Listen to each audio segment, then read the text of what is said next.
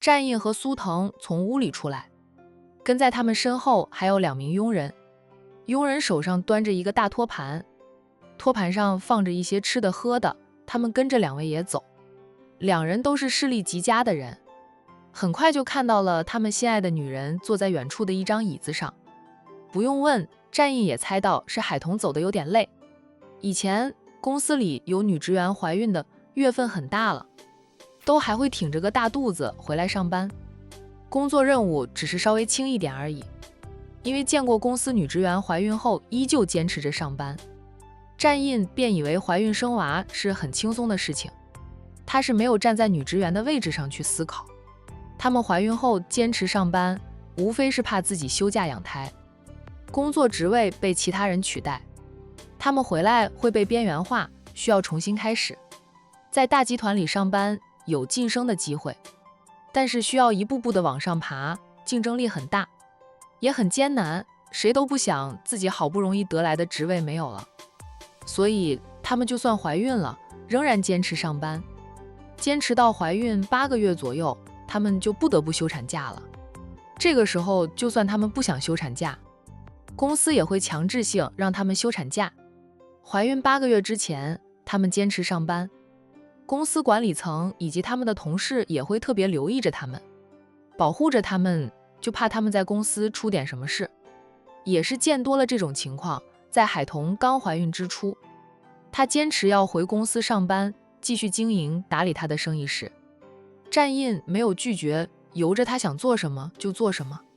现在海童的肚子隆起来了，战印才觉得怀孕生子并非易事，不说其他的，就是海童这样的体力，现在走得远了，他都需要坐下来休息休息。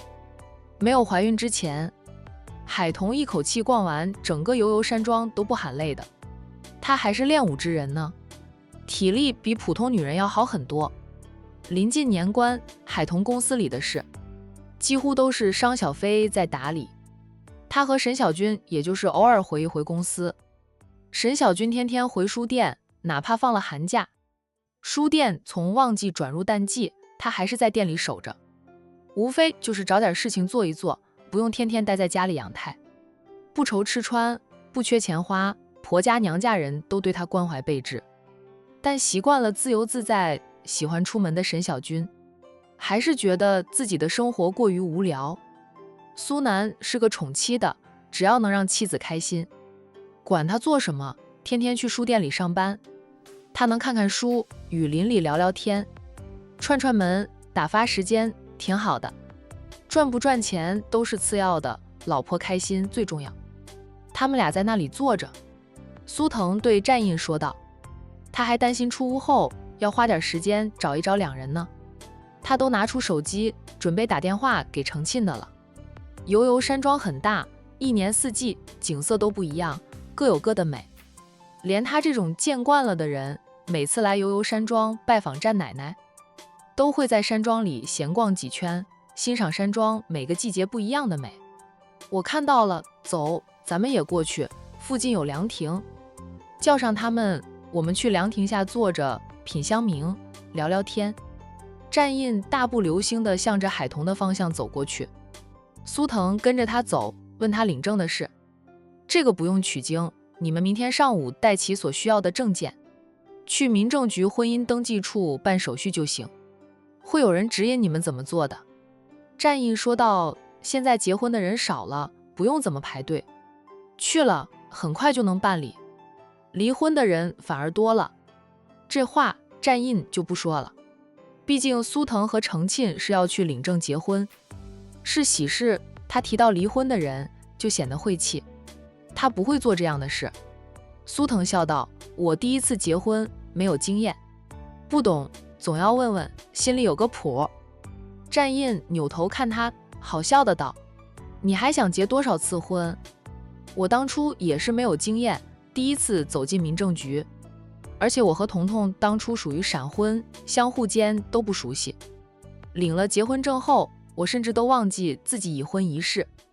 你比我当时好太多，至少你们俩郎有情妹有意，有着感情基础。苏腾嘿嘿的笑，跟上战印的步伐后，搭上了战印的肩膀。边走边说道：“有你这个前车之鉴吗？我们都知道避免和你一样的。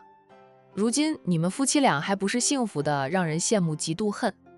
我要向你看齐，让我家程沁活成别人羡慕的对象。”战印拿开他搭在自己肩膀上的手：“你和我相比，怕是有过之而无不及。不过你们宠妻的经验，很多都是从我这里学习过去的，记得交点学费。”他是发自内心的爱着程沁，并愿意宠着他一辈子，怎么就成了跟战印学习的宠妻？苏腾得出一个结论，就是现在的战印已经不是他认识的那个战印了。现在的战印变得厚颜无耻。爱情的力量说大也大，说小也小。大的时候能改变一个人，小的时候能让人放弃深爱的人。而在战印这里，爱情的力量无疑是大的，改变了战印。彤彤，离海童还有10几米远，战印就叫喊着，他的俊颜上满是笑意。程沁看着含笑走过来的战印，都觉得这个男人就像镀了一层金似的，闪闪发亮，迷人的很。再看到跟着战印走过来的苏腾，程沁的视线便落在自家的男人身上。苏腾不如战印俊美，但在程沁的眼里，还是自家男人更好一点。你不陪着奶奶聊天？海童起身，温声说着走过来的丈夫。奶奶说困了，要休息休息，我就和苏腾出来，找个地方品茶赏景。看到你们俩在这里，便过来了。战印近前，很自然地拉起了海童的手。不远处有凉亭，彤彤，走，咱们去那里坐坐。我叫人拿了吃的喝的。说完后，才看向程沁，邀请着程小姐一起。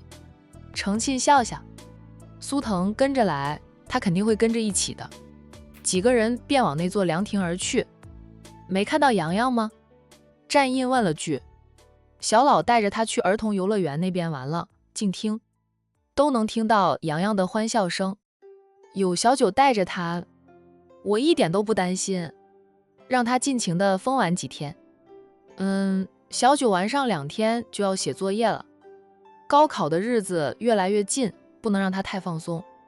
小九的成绩很稳定，也很好，考上大学不难的，不要给他太大的压力，不是非要他考上你们读过的大学。海童还记得自己高中时的学习压力，他还没有战燕这么大的压力。姐姐对他的要求是尽力就行，不管考出来的成绩如何，姐姐都能接受。当然了，若是能考上985更好，考不上985，能上个1本也行，实在不行2本或者大专甚至复读，姐姐也能接受。姐姐说，只要他身心健康，熬过高中3年就超越了很多人。很多人因为学习压力大，抑郁的，也有些撑不住，中途退学治病，严重的就是自残，甚至跳楼终结生命。姐姐很怕他也会因为学习压力过大，抑郁症，所以就跟他说了那些话。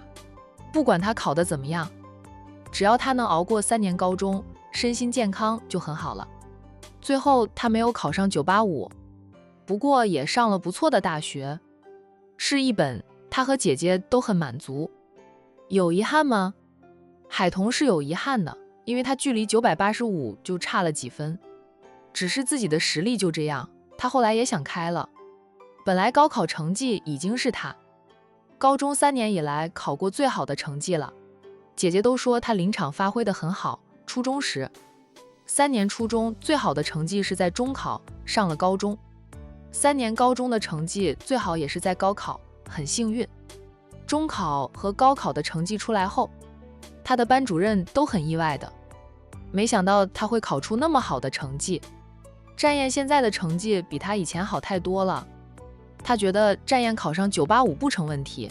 当然了，战燕的目标是最好的大学，跟他的目标不一样。我们倒是没有给小九压力，是他自己有点压力。你也不用担心他，如果他连这点压力都承受不了的，将来能做什么？等他出到社会了，他会发现读书是最轻松的了。成年人的世界充满了各种各样的压力，那才叫做压力。就算他们家很有钱，他们都有公司，当老板也有当老板的压力，每天睁开眼都是一笔笔的支出，工人按部就班做好他们分内的事，就等着发工资。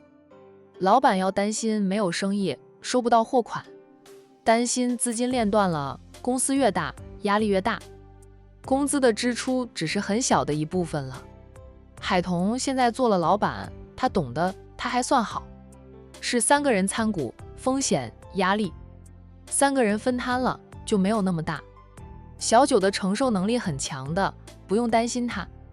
他从懂事起就知道他头顶上有8个哥哥，8个哥哥都很优秀，他是从小就被拿来和8位哥哥比较的人。若他没有强大的承受能力，早就崩溃1万次了。战印相信最小的堂弟能承受那点读书的压力，也相信战燕高考后肯定能考上他8个哥哥都上过的大学。战家的儿郎就没有差的，好家风，出好男儿。就算他开始写作业，我们也会给他放松的时间。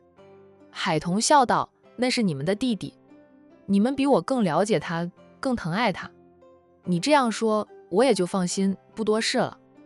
除非小九求到他这里来，他这个当大嫂的才会出面护一护那小子。000，刚步入凉亭，战印的手机响了起来。他掏出手机看，是战一阳。老四打来的，准没好事。战印小声嘀咕着，他现在还挺怕弟弟们给他打电话，因为弟弟们给他打电话就是有求于他。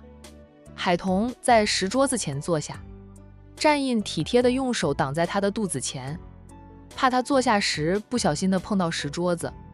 他这个最自然的动作落在程沁的眼里，他小声对身边的男人说，战少对海童是真的细心周到，我对你也能如此细心周到的。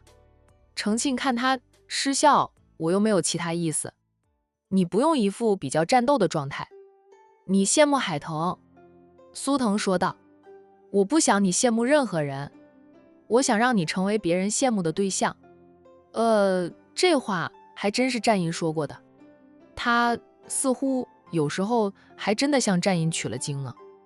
程沁顿觉得心里甜丝丝的，挽上苏腾的手臂，小声说道，我已经是别人羡慕的对象了，我也不是羡慕海童，就是感叹一句而已。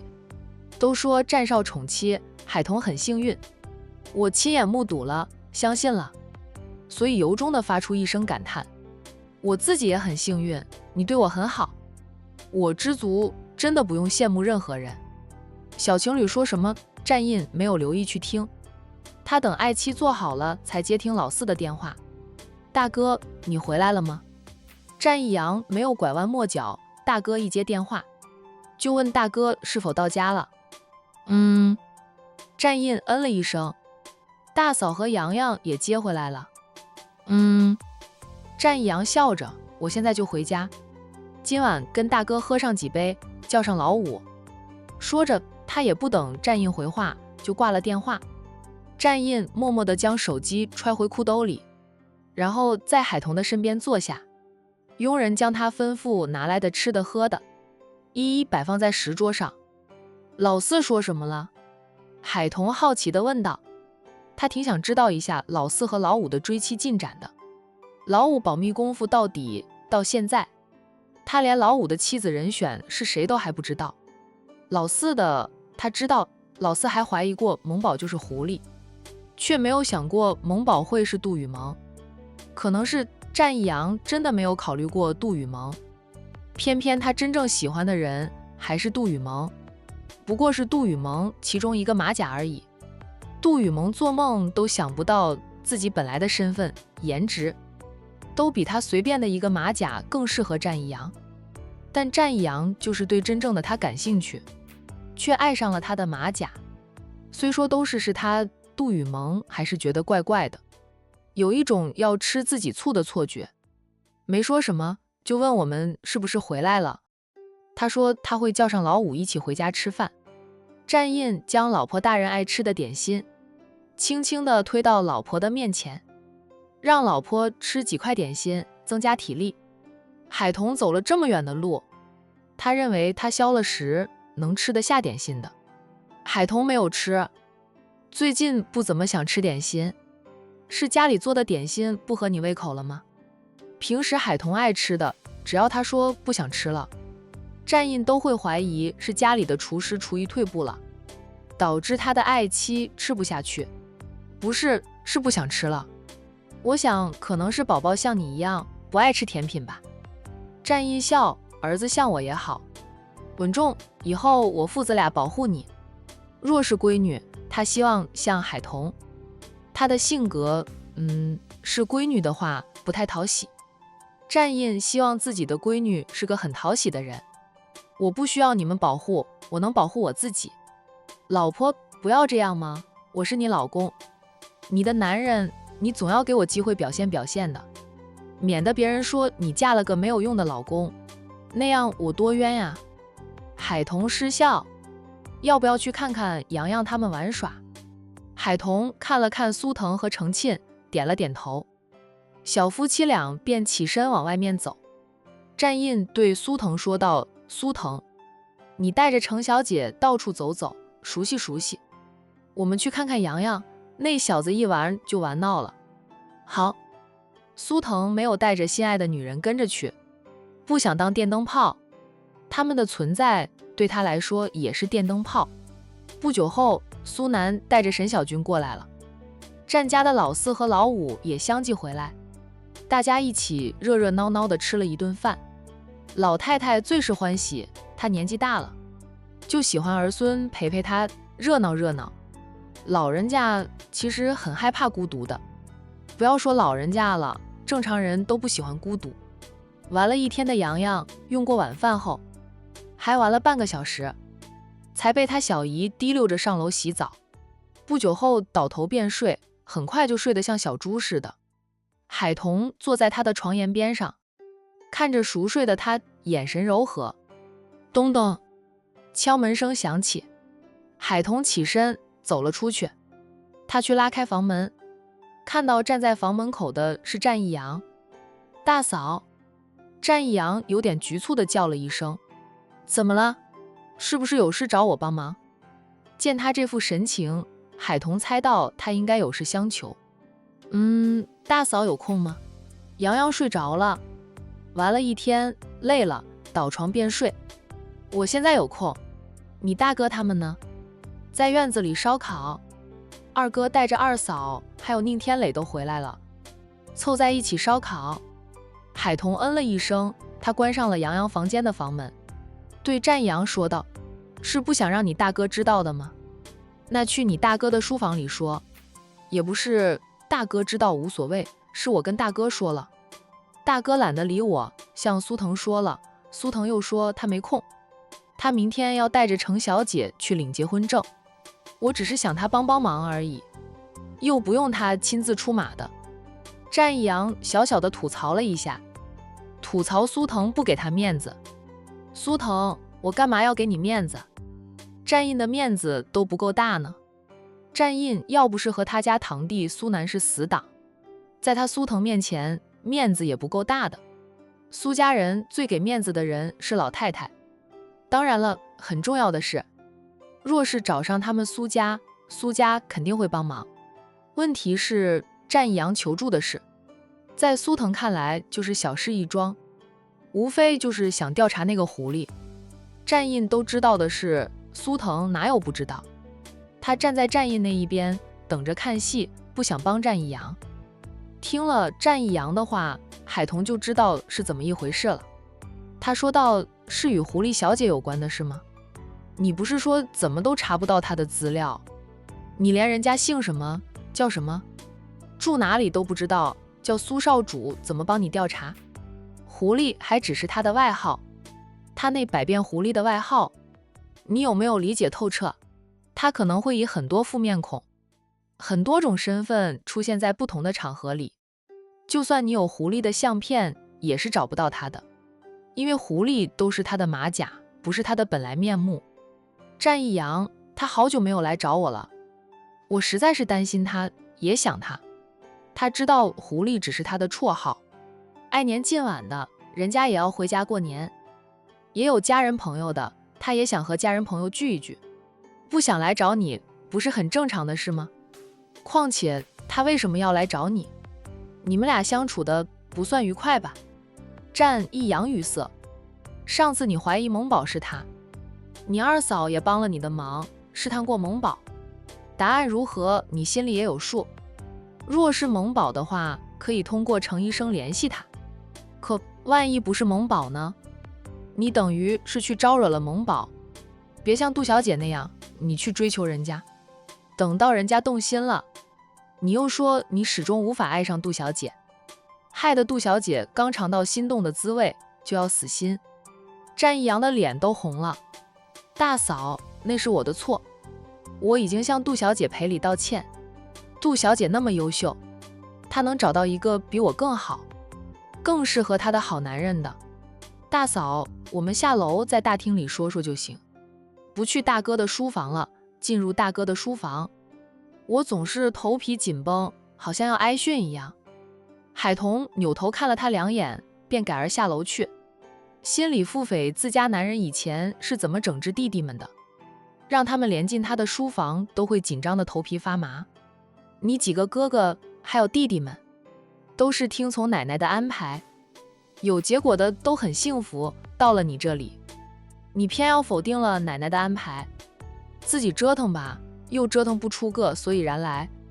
这都大半年过去了，你连人家姑娘的名字都不知道。海童说着战一阳，战一阳若是不那样折腾，他和杜雨萌好事也将近的了。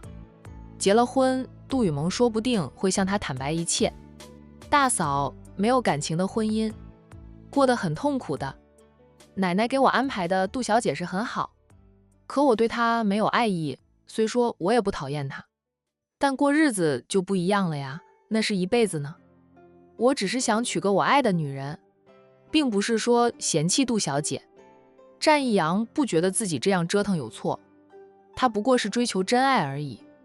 他又不是没有尝试过和杜雨萌在一起，都和杜雨萌相处了2、3个月，还是没有培养出爱意来。他赶紧快刀斩乱麻，向杜雨萌坦诚一切，取得杜雨萌的原谅。他若是什么都不说，这边追求着杜雨萌，那边又想着狐狸，那样才是伤害杜雨萌，是渣男所为。那个时候不用奶奶出手教训他，就是几个哥哥都能把他揍上几顿，怪他败坏战家的名声，连累他的兄弟们。老四，我说是你不相信奶奶，有你苦头吃的，瞧，现在开始吃苦了吧？海童说他奶奶是谁啊？那就是个慈祥的老狐狸，把人卖了别人还会对他感恩戴德，帮着他数钱的老狐狸。他看中的人安排给孙子的孙媳妇，能差到哪里去？绝对是适合他的孙儿。大嫂，我不是不相信奶奶，是我真的没有爱上杜雨萌。2、3个月的时间，我觉得不爱就是不爱的了。我和杜雨萌相处的时候，总是会想起狐狸，我又不是什么都不懂的毛头小子，知道那样代表什么。战一阳苦笑地道，家里人总是抱怨他不相信奶奶，不听奶奶的安排。几位哥哥听了奶奶的安排，如今都很幸福，他们就认为只要他听从奶奶的安排，以后也会幸福的。不一样呀，哥哥们都爱上了奶奶挑中的人选，唯独他没有爱上，能怎么着？海童很想告诉战一阳，杜雨萌就是狐狸，转念一想，他们都是这样猜测的，也没有证实过，万一不是呢？告诉了战一阳，战一阳跑去追求杜雨萌，后面发现又不是，就是玩弄了杜雨萌的感情，还是让战一阳自己去求证吧。他又看了战一阳几眼，说道：“你奶奶几个可以结婚的孙子当中，唯独你这里出了意外，我觉得不可能。奶奶给你选择杜雨萌，就敢肯定你一定会喜欢杜雨萌的。你对杜雨萌的了解又有多少？有没有想过她可能会有多重身份？”战一阳本想继续反驳大嫂的，话到嘴边就想到了一个可能性。他低声地说道：“应该不可能吧？”我在杜雨萌身上并没有发现他和狐狸的相同点。海童笑了笑，说道：“他最擅长的就是变脸，无数个马甲本来的面目，可能跟他的马甲完全不一样。你又怎么会找到相同点？况且你和杜小姐相处的时间也不算长，不过是2-3个月，多少人相处了1-2年，都未必能看清他们的人品呢，更不要说只有2-3个月了。你是想让我跟你大哥说一声，让他帮你去查一下狐狸是吧？老四，这件事大嫂可能帮不到你，你大哥说的，你不听奶奶的安排，就由着你自己折腾，只要你不后悔就行。”叔嫂俩下到1楼大客厅的沙发上坐下来。战一阳：“大嫂，你帮我跟沈小姐说一声吗？只要沈小姐愿意帮我，苏少主那里就不是问题了。我实在是没有办法，那丫头狡猾得很，她这么久都没有再来找我，我也担心她出了什么事。虽说她很难打，但她招惹的人也多，得罪了不少人的。”海童不客气地说他敢招惹的人，代表他有办法摆平，都是成年人了，做什么事应该会考虑到后果。你要是实在查不到，不妨就去查一查杜雨萌，别让他知道，也不要再明着去招惹他，免得他刚对你死心，你又让他燃起希望，最后又失望，那样就是咱们家得罪杜家了。哪怕2家距离的有点远，真得罪了杜家，杜家要对付战家也是一件麻烦事的。老太太是想和杜家结亲，不是结仇。战一阳蹙眉深思，外面飘来了香味，想必他们的烧烤已经烤好。我出去吃上2串解解馋，你自己好好想一想。海童见战一阳总算听出了重点，便没有再说下去，起身走出去吃烧烤。他都好久没有吃过烧烤了。怀孕后虽说不像沈小军那样有人盯着她的饮食，她自己还是很注意的，不能吃或者要少吃的，她尽量不吃。姐姐3天2头就打电话叮嘱她要注意点。看到海童从屋里出来，战印当即就端起了一盘烤好的，递向爱妻，嘴上说道：“这几串我特意少放了点配料的，你可以放心。洋洋睡了吧？”“早睡了，今天玩疯了。”海童和大家打声招呼，便在丈夫身边坐下，接过了那盘烧烤。沈小军已经吃得满嘴都是油，苏南在一旁伺候着他。彤彤趁新鲜烤出来的最好吃，吃吧，没有人管着，我今晚是敞开肚皮吃的了。沈小军笑着，他的肚子比海童的大一点，月份都大了1个多月呢。又能吃能睡的，他除了肚子隆起来，脸上也圆润多了，比海童要圆润。海童可能是担心姐姐和丈夫吧，有心思就不长肉。你也别吃太多，这刚吃完饭没多久呢，小心撑着，吃多了又上火，别回去又说舌头长泡泡了。海童拿起一只烤中翅，慢慢的啃着。管城的气候问题，他们只要吃点高热量的东西就容易上火。用网友的话说，他们省的人整天都在想着切温泻火，经常说要喝凉茶。苏南接过话来，他饿得快，现在吃饱了，走上2圈，回到家里又会叫饿了。沈小军说我怎么听你这话，我好像成了个猪八戒似的，你就算变成猪八戒，我都一样爱你。这是间接承认他现在能吃能睡，像头猪似的。马上他就遭到了沈小军的一顿掐。苏南吃痛，却是笑呵呵的。战五少说你们要秀恩爱的，能不能替我这个单身狗考虑考虑？你们成双成对的，我还是一个人呢。宁天磊笑道：“战五哥，我也是一个人，我也还单着，咱俩有伴儿。你还是个毛头小子，我都20好几了。老五比老六也就略大一点，老六过了年就27岁，老五比宁天磊大了10岁左右。老五，你家那位什么时候带回来让我们瞧一瞧？”海童打趣着五少。武少的笑容带上了几分温柔。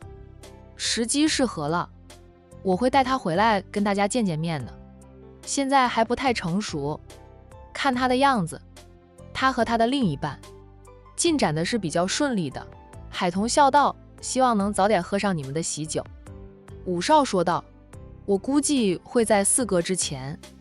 四哥的爱情路走起来就曲折多了，谁叫四哥不喜欢走奶奶给他安排的康庄大道呢？过了年后都是好事。宁云初说了句，是的，都是好事。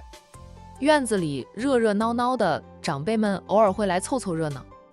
屋里的战一阳想着大嫂跟他说的话，反复说奶奶给他挑的人绝对不会错的，会适合他的，还叫他可以去调查一下杜雨萌，说不定会有惊喜呢。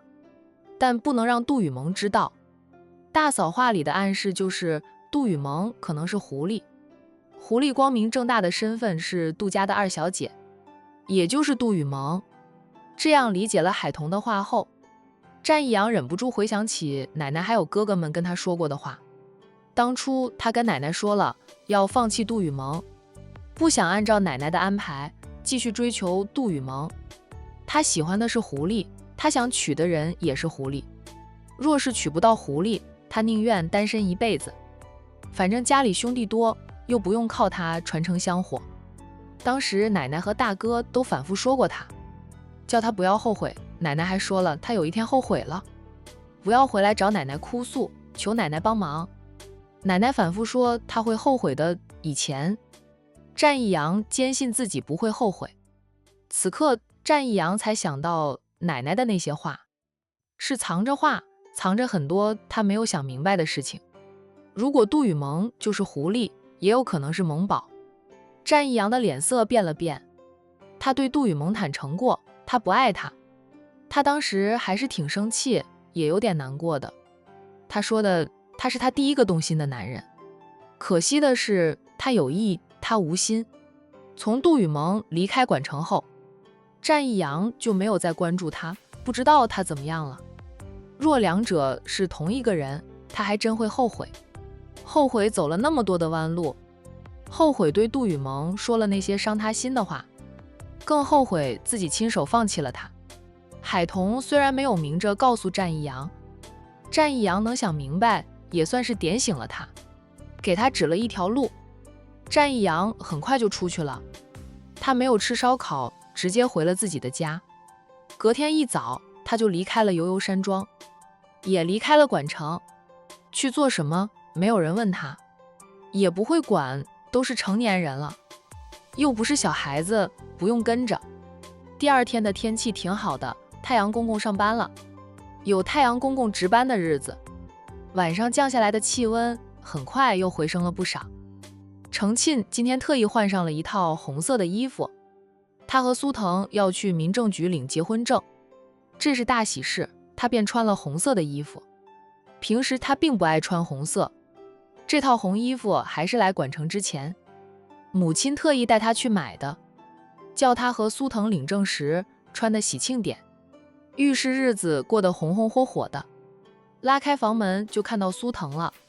苏腾一身白色的西装，本就俊美的他穿着白色的西装，一反以往的严肃冷漠形象，显得俊美非凡，如同童话里走出来的白马王子一般。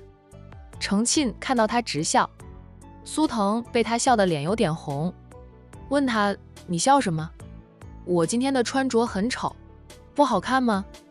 他习惯了常年都穿着黑色的衣服，虽说也有白色的西装，但他很少会穿。今天是他和程沁领证的日子，他才特意换上代表纯洁的白色衣服。他在感情方面纯洁得很，比雪还白呢。不丑，很好看，比平时更显帅气。就是很少看到你穿白色的西装，现在看着觉得你就是从童话里走出来的白马王子。我的王子？苏腾宠溺地笑，对，我是你的白马王子，只是你一个人的王子。老婆，你穿红色的衣服也很好看，早知道我也买套红色的西装了。苏腾颇为遗憾自己没有红色的西装，程庆脸有点红，不习惯被他叫老婆，证还没有领到手呢。不过他们马上就要去领结婚证了，他叫他老婆，他提前适应一下了。程庆大方地挽上了苏腾的手臂，一边手还挽着苏腾送给他的名牌包包，包里面放着他的证件以及手机、车钥匙等。来了管城，婆家马上就给他配了一辆车，方便他出门。我妈叫我穿的喜庆一点，好看。我好看还是衣服好看？苏腾笑，你好看才显得衣服好看。贫嘴。即将成为合法夫妻的两人有说有笑的下楼去。苏家主夫妻俩还有苏腾的那些叔叔婶婶们都在1楼，苏腾的同辈也有好几个过来凑热闹的。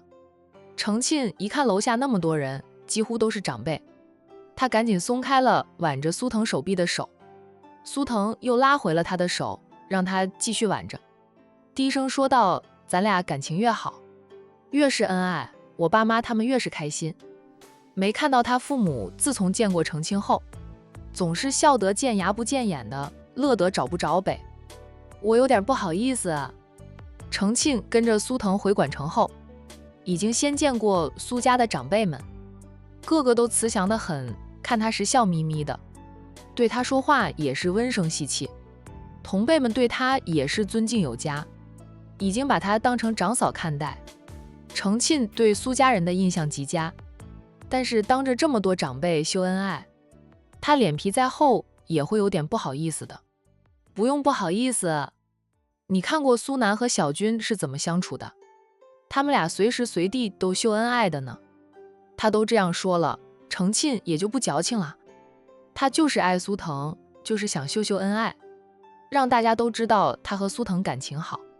爸妈两个人下到1楼后，先走过去打过招呼后，苏腾拉着程庆就想坐下。家主夫人说他还坐什么，赶紧去民政局呀，现在开车出门。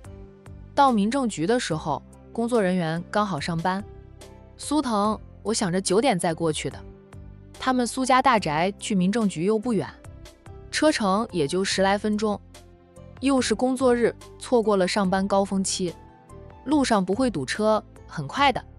万一今天人很多呢？9点过去又得排很长时间的队，现在过去排第1名，早点办完手续回来吃饭。咱们家的亲朋戚友会过来吃饭，今天请客吃饭不是摆婚宴，仅是庆祝一下大龄剩男苏腾结束单身。